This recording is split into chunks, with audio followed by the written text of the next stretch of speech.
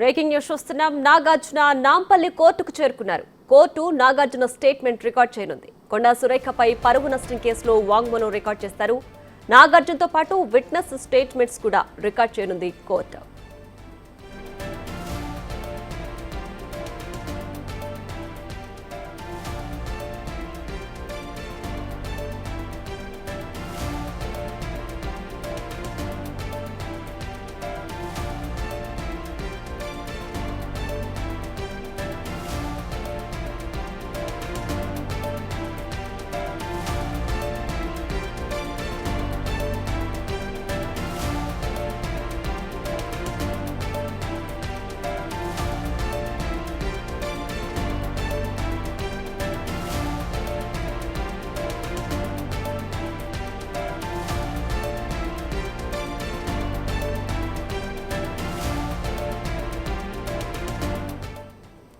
రైట్గా నాగార్జున నాంపల్లి కోర్టుకు చేరుకున్నారు. Court Nagarjuna statement ను రికార్డ్ చేయనుంది. కొండా సురేఖపై పరువు నష్టం కేసులో వాంగ్మూలం రికార్డ్ చేస్తారు. నాగార్జునతో పాటు విట్నెస్ స్టేట్మెంట్స్ ను కూడా రికార్డ్ చేయనుంది కోర్టు. నాగార్జున నాంపల్లి కోర్టుకు చేరుకున్నారు. కొండా సురేఖపై పరువు నష్టం దావా వేశారు నాగార్జున. సో దీనికి సంబంధించి ప్రస్తుతం నాంపల్లి కోర్టుకు చేరుకున్నారు. మరి కాసేపట్లో కోర్టు నాగార్జున స్టేట్మెంట్ అలాగే విట్నెస్ స్టేట్మెంట్స్ కూడా రికార్డ్ చేయనుంది. మరింత సమాచారం మా ప్రతినిధి రాణా లైవ్ లో అందించడానికి సిద్ధంగా ఉన్నారు. రాణా, చెప్పండి, నాగార్జున నాంపల్లి కోర్టుకు చేరుకున్నారు కదా, ఎంతసేపట్లో ఆయన స్టేట్మెంట్ ను రికార్డ్ చేసే అవకాశం ఉంది? దాదాపు ఉదయం నుంచి కూడా చాలా ఉత్కంఠ అనేది కొనసాగుతుంది. ఎందుకంటే నాగార్జున కోర్టుకి ఇవాళ వచ్చాడా రాడా అనేది కూడా ఒక కన్ఫ్యూజన్ అనేది ఉంది. ఎట్టకేరికి ఇప్పుడు ఆయన దాదాపు 5 నిమిషాలకు ముందు నాగార్జునతో పాటు ఆయన కుమారుడు నాగ చైతన్య కూడా కోర్టుకు వచ్చారు. దాంతో పాటు సుప్రియ కూడా కోర్టుకు వచ్చినట్టుగా మనకు సమాచారం. ప్రస్తుతం అయితే కోర్టు లోపలికి వాళ్ళ 2-3 కార్లు అయితే లోపలికి వెళ్ళాయి. మొత్తం లోపలికి ఎవరికి వెళ్లకుండా కూడా పోలీసులు పూర్తి స్థాయిలో కూడా గేట్లు బంద్ చేశారు. లోపల కూడా ఎస్ఓటి పోలీసులు కానీ సాధారణ పోలీసులు కూడా ఎవరిని లోపల ఉండనీయకుండా అందరినీ కూడా బయటికి పంపించేసినటువంటి సిచ్యువేషన్. కేవలం నాగార్జునను వాళ్ళ కుటుంబ సభ్యులకు సంబంధించినటువంటి స్టేట్మెంట్ రికార్డ్ చేసినప్పుడు ఇతరులు ఎవరు ఉండకూడదు అనేసి కూడా జడ్జి ఆదేశాలు జారీ చేసినటువంటి నేపథ్యంలో ఎవరన్నా సెల్ ఫోన్లో కానీ ఇతర దీంట్లో కూడా రికార్డ్ చేస్తారన్న ఉద్దేశంతో లోపలికి ఎవరిని కూడా పంపించినటువంటి సిచ్యువేషన్. ఇప్పుడు మనం విజువల్లో చూస్తున్నాం, నాగ చైతన్య వచ్చినటువంటి కారు పార్క్ చేస్తున్నారు. ఇప్పుడే నాగ చైతన్య కానీ నాగార్జున కానీ ఇతర ఎవరు అతనితో వచ్చినటువంటి అడ్వకేట్ కానీ వీళ్ళందరూ కూడా లోపలికి ఫస్ట్ ఫ్లోర్లో ఉన్నటువంటి జడ్జి ముందుకి వెళ్ళినటువంటి పరిస్థితి కనపడితే మరి 5-10 నిమిషాల్లోనే నాగార్జునకు సంబంధించిన స్టేట్మెంట్ని వారు రికార్డ్ చేయబోతున్నారు. దానితో పాటు ఈ కేసులో పరువు నష్టం దావా కేసులో సాక్షులుగా ఉన్నటువంటి సుప్రియ యార్లగడ్డ, తన మేనకోడ లేనటువంటి సుప్రియ యార్లగడ్డని ఈ కేసులో సాక్షిగా పెట్టారు కాబట్టి ఆమె స్టేట్మెంట్ కూడా ఇవాళ రికార్డు చేయబోతున్నారు. దాంతోపాటు వెంకటేశ్వర్ అనేది మరొక వ్యక్తిని కూడా సాక్షిగా పెట్టారు. అతని వద్ద నుంచి కూడా ఈ యొక్క స్టేట్మెంట్ని రికార్డు చేయబోతున్నటువంటి నేపథ్యం అయితే కనపడుతుంది. గతంలో ఎప్పుడు కూడా ఇంత స్ట్రిక్ట్గా లేదు.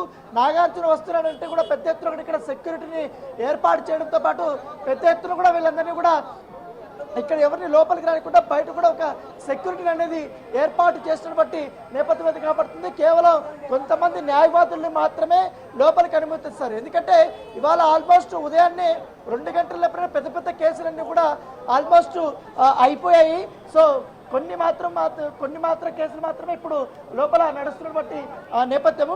సో వాళ్ళకందరికీ కూడా అక్కడ ఎందుకంటే నాగార్జున వచ్చినప్పుడు ఎందుకంటే సెలబ్రిటీ కాబట్టి ఈ పెద్ద ఎత్తున కూడా ఈ అడ్వకేట్స్ వీళ్ళందరూ కూడా ఈ కేసుకు సంబంధించిన విషయంలో వీళ్ళందరూ వచ్చారు. ముఖ్యంగా మంత్రి కొండా సురేఖ కూడా ఇప్పటికే ఆమెకు సంబంధించిన వర్షన్ కూడా లాయర్ ద్వారా కూడా చెప్తున్నటువంటి నేపథ్యంలో ఇప్పటికే మంత్రి కొండా సురేఖ సంబంధించినటువంటి లాయరు తిరుపతి వర్మ కూడా లోపలికి చేరుకున్నారు.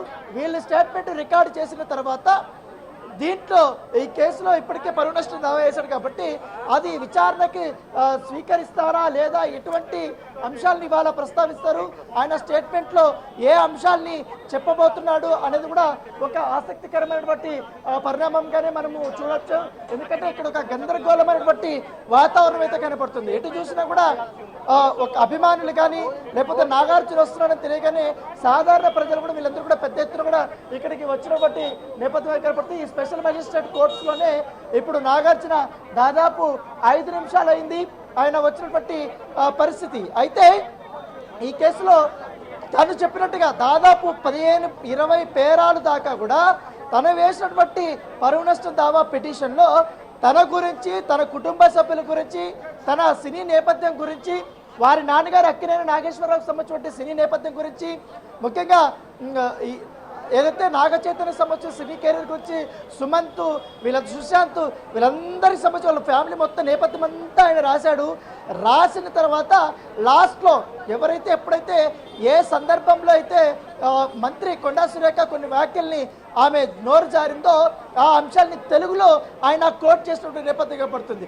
అయితే నిన్న చూసాం మనం కొండా సురేఖకు సంబంధించిన లాయర్ కూడా చాలా క్లియర్గా కూడా ఆయన ఆ స్టేట్మెంట్ ఇచ్చారు. ఎందుకంటే ఈ వ్యాఖ్యలు చేయడానికి, ఈ వ్యాఖ్యలు వెనుకున్నటువంటి కారణాలు కూడా ఆయన నిన్న విశ్లేషించారు.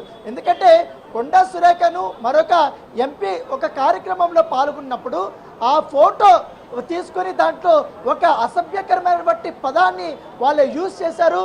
అది యూజ్ చేయడం వల్ల ఆమెకి కోపం వచ్చి, పైగా ఇప్పటికే సోషల్ మీడియాలో పెద్ద ఎత్తున బీఆర్ఎస్ సంబంధించినటువంటి కార్యకర్తలు కానీ నాయకులు కూడా కానీ దాన్ని పెద్ద ఎత్తున కూడా సర్క్యులేట్ చేస్తున్నటువంటి నేపథ్యంలో దాని కోపాకృతులైనటువంటి మంత్రి దీని వెనకాల గతంలో సినిమా ఇండస్ట్రీలో మాట్లాడుకున్నటువంటి అంశాలు కానీ, ఈ మధ్య కాలంలో కొన్ని వార్తలు వచ్చినటువంటి అంశాలు కానీ ఆమె భయాటకంగా ఆమె చెప్పినటువంటి నేపథ్యం తర్వాత తాను చేసినటువంటి వ్యాఖ్యల పట్ల సినిమా ఇండస్ట్రీ నుంచి కూడా కొంచెం వ్యతిరేకత వచ్చినటువంటి నేపథ్యంలో తాను దేనికోసం ఈ వ్యాఖ్యలు చేశారని కూడా ఆమె చెప్పి తర్వాత సినీ నటికి సంబంధించిన విషయంలో ఆమె పేరును ప్రస్తావించకుండా ఆమెకు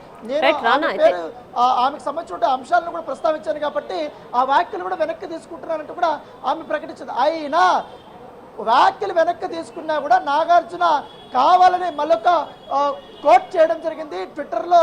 నేను నా ఫ్యామిలీకి సింహం లాంటివని, నా మొత్తం ఎంటైర్ ఫ్యామిలీని నేను కాపాడుకుంటానంటూ కూడా ఆయన ట్వీట్ చేసి ఇప్పుడు కోట్ల రూపాయలు సంబంధించిన పరువు నష్ట దావా